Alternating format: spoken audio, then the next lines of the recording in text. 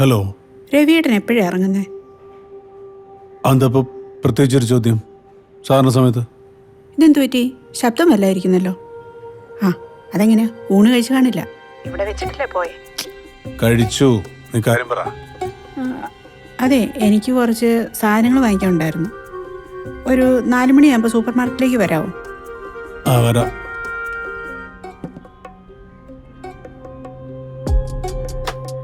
അതൊരു അരമണിക്കൂറിന് നമ്മൾ ഡെലിവറി ചെയ്തല്ലോ. ഞാൻ തന്നെ.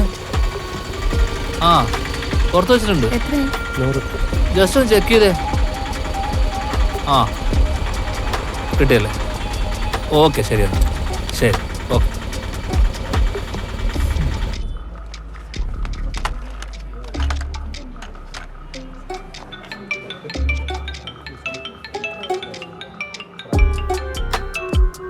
ഹലോ, ഞാനിവിടെ സൂപ്പർ മാർക്കറ്റിലാണല്ലോ.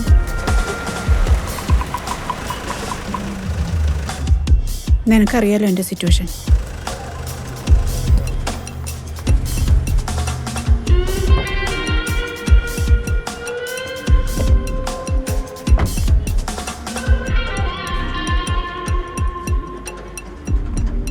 നീ എത്ര നേരം ഞാൻ നിന്നെ വിളിക്കുന്നു?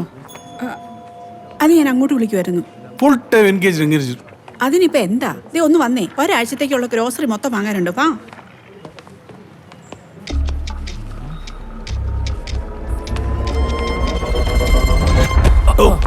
സോറി.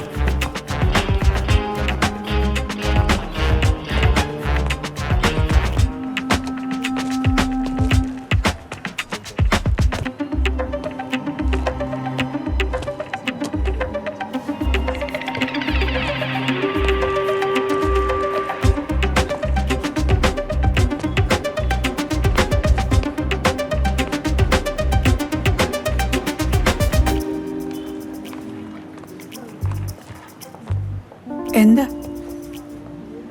ബില്ലെടുത്തോ. ആരെയായി നോക്കുന്നേ? ബില്ലെടുത്തോ.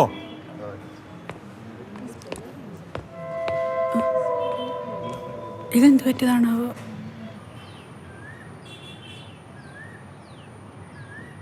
ത്രേസ്യ കൊച്ചേ, ഇന്നും പതിവ് പോലെ കാറ്റുകൊള്ളാൻ ഇറങ്ങി. ഓഫീസിൽ ജോലിയുണ്ട്, പോട്ടെ.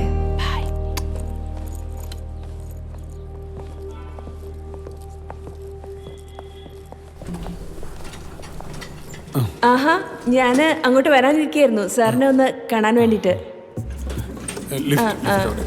അത് പിന്നെ രവി സാർ, അതല്ല, കുറച്ച് ഡീറ്റെയിൽ ആയി സംസാരിക്കാനുണ്ടായിരുന്നേ. സാർ ഫ്രീ ആകുമ്പോൾ ഞാൻ ഫ്ലാറ്റിലേക്ക് വരാം. ഞാൻ ഈ സമീപകാലത്തൊന്നും ഫ്രീ ആവില്ല. അല്ല സാർ, കഴിഞ്ഞ ഫ്ലഡ് ഉണ്ടായപ്പോഴേ ഒരു കോൺട്രവേഴ്സി വന്നിരുന്നല്ലോ. അന്ന് സർക്കാരിന് റിപ്പോർട്ട് കൊടുത്തിരുന്നു കളക്ടർ എന്ന് പറഞ്ഞു. സാറിന്റെ റിപ്പോർട്ടിന്റെ അടിസ്ഥാനത്തിലാണ് കൊടുത്തതെന്നാ പറഞ്ഞിരിക്കുന്നത്. സർക്കാരിനെ കുറ്റപ്പെടുത്തി എന്തെങ്കിലും അതിലുണ്ടോ? കുറ്റപ്പെടുത്തുന്നുണ്ടെങ്കിൽ അല്ല, നിങ്ങളുടെ വിചാരം എന്താണ്? ഈ കാലാവസ്ഥ എന്ന് പറഞ്ഞാൽ കോമഡി ആണെന്നാണ്? ആണോ?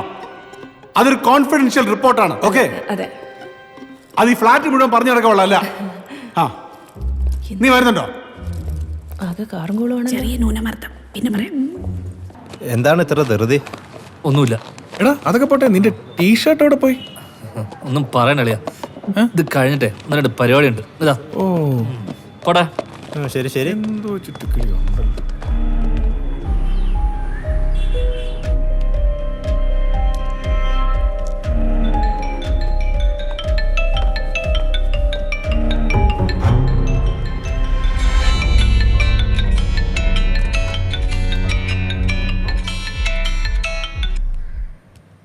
ഹലോ ആ ഞാൻ വരാം. രവിയേട്ടന് ഒരു 9 മണി കഴിഞ്ഞ് പോവും. അത് കഴിഞ്ഞ് വന്നാൽ മതി. ആ ഓ ശരി.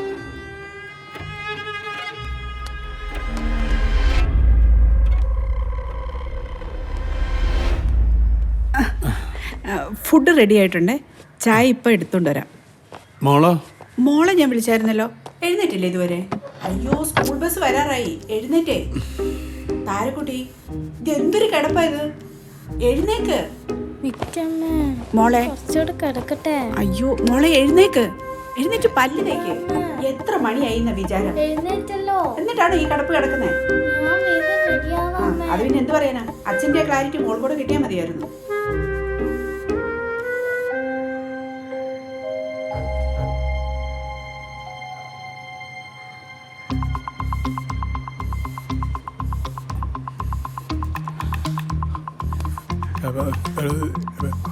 Hello George sir. ഇന്നോ? ഇപ്പോഴോ? ഇല്ലില്ല, കുഴപ്പമൊന്നുമില്ല. നാളെ നമുക്ക് തിരിച്ചു വരാൻ പറ്റുമല്ലോ അല്ലേ? ആ അത് മതി മതി. ഒന്നും പ്രശ്നമില്ല സാർ, ഒരു പ്രശ്നമില്ല. ഞാനിപ്പോൾ തിരിക്കാം. ഓക്കെ, ഒരു ദിവസത്തിൻ്റെ ഡ്രസ്സ് എടുത്താൽ മതിയല്ലോ. Okay okay. എനിക്ക് പെട്ടെന്ന് തിരുവനന്തപുരത്ത് പോകണം. ജോർജ് സാറാണ് വിളിച്ചത്. പിന്നെ നാളെ വരൂ.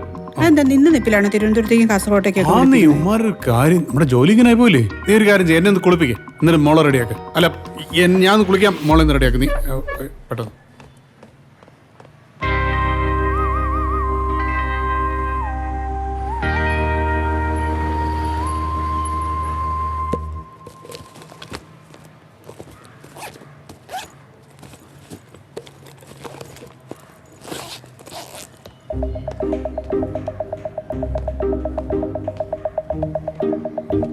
രവിയേട്ടാ, ആ മോളെ ഞാൻ സ്കൂളിൽ കൊണ്ടാക്കിയിട്ട് വരാവേ.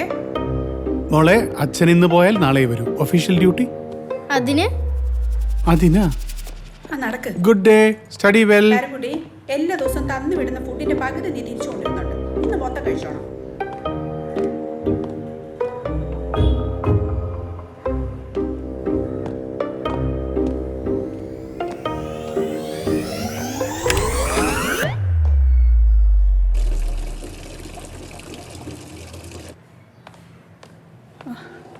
ഇതുവരെ കുളിച്ചു കഴിഞ്ഞില്ലേ?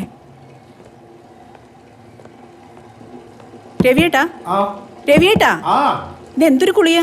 ഇതുവരെ കുളിച്ചു കഴിഞ്ഞില്ലേ? തിരുവനന്തപുരം വരെ പോണ്ടല്ലേ? അവിടെ ചെന്ന് കുളിക്കാൻ പറ്റുമെന്ന് പറഞ്ഞോളല്ലോ. എപ്പോഴാ തിരുവനന്തപുരത്തേക്ക് പോണ്ടേ? ജോർജ് സാർ വരാന്ന് പറഞ്ഞിട്ടുണ്ട്. വന്ന് അവിടെ ഇറങ്ങും. നീ വേണമെങ്കിൽ ഹിമയെ കൂട്ടി വിളിച്ചോ. ഓ അതൊന്നും കുഴപ്പമില്ല, ഞാൻ മാനേജ് ചെയ്തോളാം. രവിയേട്ട പോയിട്ട് വാ. ആ പിന്നെ ഞാൻ എൻ്റെ സാനിക്ക് കൊണ്ട് കുറച്ച് ബ്രേക്ക്ഫാസ്റ്റ് കൊടുത്തിട്ട് വരാം. ഞാൻ വന്നിട്ടേ പോകാവേ. ആ ആ ആ ആ പിന്നെ രവിയേട്ടുള്ള ഫുഡ് ടേബിളിൽ എടുത്ത് വെച്ചിട്ടുണ്ടേ.